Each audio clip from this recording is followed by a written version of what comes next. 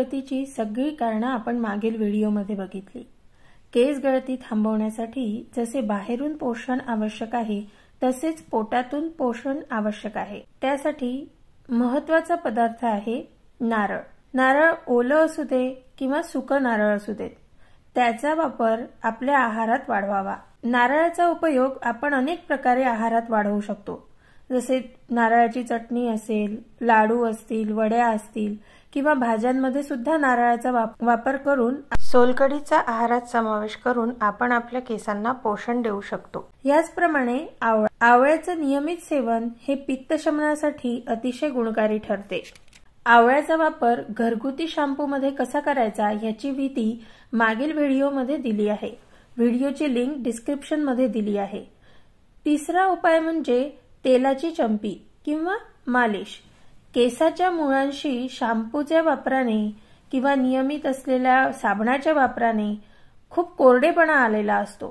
तिथली त्वचा ही कोरडी झालेली असते आणि त्या कोरडेपणामुळे अजूनच केस गळती सुरू होते। केसांची जी गुणवत्ता आहे ती सुद्धा खालावते, म्हणून केसांची जी चमक आहे ती सुद्धा गेलेली असते।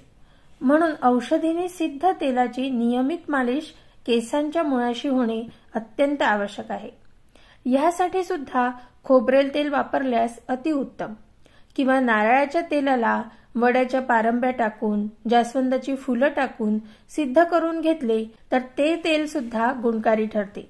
सिद्ध करताना ह्यात आपण त्रिफळा चूर्णाचा देखील वापर करू शकतो, त्याने निश्चित फायदा होणार आहे। केसामध्ये खूप कोंडा असेल आणि त्यामुळे केस गळती होत असेल तर त्रिफळा चूर्ण दह्यात भिजवून हेअर पॅक डोक्याला लावायचा। कोंडा कमी होतो आणि केस सुद्धा नरम होतात।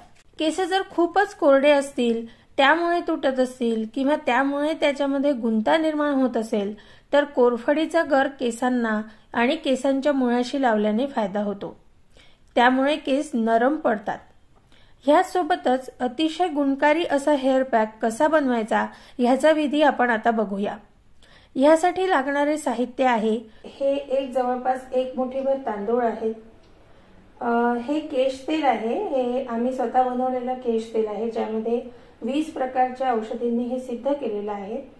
तुमच्याकडे अशा प्रकारचे तेल नसेल तर तुम्ही खोबरेल तेलाचा वापर या विधीमध्ये करू शकता।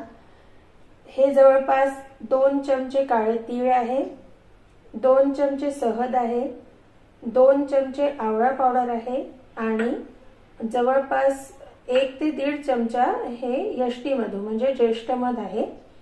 ही इथे भरड घेतलेली आहे, पण तुम्ही या जागी चूर्ण घेतले तर उत्तम।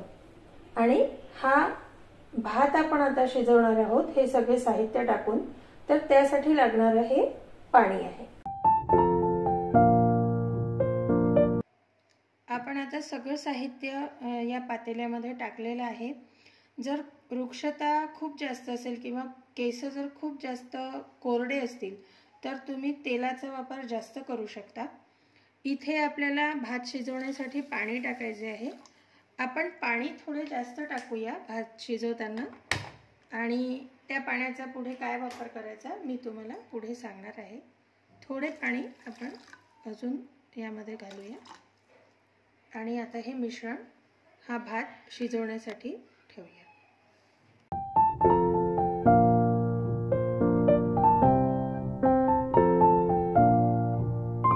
हे मिश्रण पूर्ण शिजून तयार झालेलं आहे।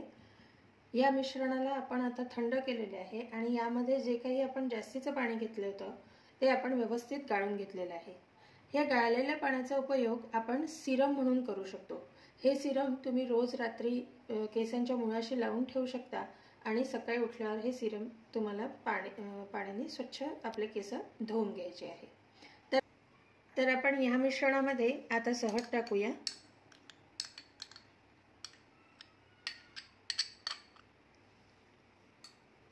आणि हा जो एक आवळा आहे या आवळ्याला आपण इथे किसून घ्यायचे आहे। आवळा किसून झाल्यानंतर आपल्याला हे मिश्रण मिक्सरमध्ये बारीक वाटून घ्यायचं आहे। तुम्हाला जर आवश्यक वाटलं तर मिक्सरमध्ये फिरवताना पाणी सुद्धा घालू शकतो। अशा प्रकारे आपला हा अतिशय सोपा असा हेअर मास्क तयार झालेला आहे आणि हा अतिशय गुणकारी आहे। याला आपण 2 ते 3 दिवसांनी दररोज केसांच्या मुळाशी लावून घ्यायचे आहे आणि नंतर केस स्वच्छ धुवून घ्यायचे आहे। त्याचप्रमाणे हे सिरम देखील रोज रात्री तुम्ही लावून ठेवू शकता आणि सकाळी केस स्वच्छ धुवून घ्यायचे आहे। हे दोन्ही जे हेअर मास्क आणि सिरम आहे हे जवळपास 15 दिवस चांगल्या पद्धतीने रूम टेम्परेचरवर अशाच काचेच्या बॉटलमध्ये तुम्ही ठेवू शकता आणि हे टिकून राहतात। याच सोबत नस्य प्रक्रिया, शिरोधारा, शिरोपिचू, शिरोलेप या पंचकर्मातील उपचारांनी देखील खूप गुण येतो। नस्य प्रक्रिया हा तर दिनचर्येचा अतिशय महत्त्वाचा भाग आयुर्वेदामध्ये सांगितलेले आहे। नस्य प्रक्रिया केल्याने केसांच्या मुळापर्यंत तेल जाऊन केस गळती निश्चितपणे थांबते। म्हणून नस्य प्रक्रिया ही दररोज करावी। त्यासाठी सुद्धा तुम्ही खोबरेल तेलाचा वापर करू शकता। 3 ते 4 थेंब हे आपल्या दोन्ही नाकपुड्यांमध्ये आपल्याला टाकायचे आहे। टाकून झाल्यानंतर 5 मिनिटे तुम्ही विश्राम करा।